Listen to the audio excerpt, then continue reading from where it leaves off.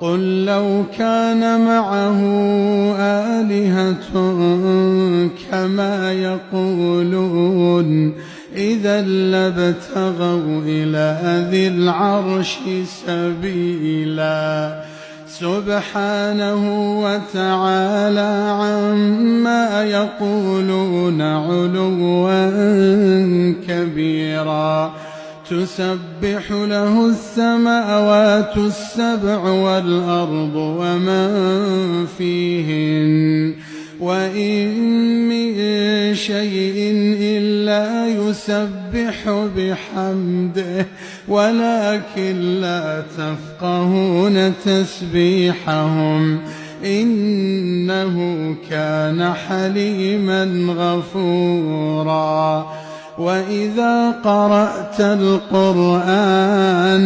جعلنا بينك وبين الذين لا يؤمنون بالآخرة حجابا مستورا وجعلنا على قلوبهم أكنة أن يفقهوه وفي آذانهم وقرا وإذا ذكرت ربك في القرآن وحده ولوا على أدبارهم نفورا نحن أعلم بما يستمعون به إذ يستمعون إليك وإذ هم نجوى إذ يقول الظالمون إن تتبعون إلا رجلا مسحورا انظر كيف ضربوا لك الأمثال فضلوا فلا يستطيعون سبيلا وقالوا أئذا كنا عظاما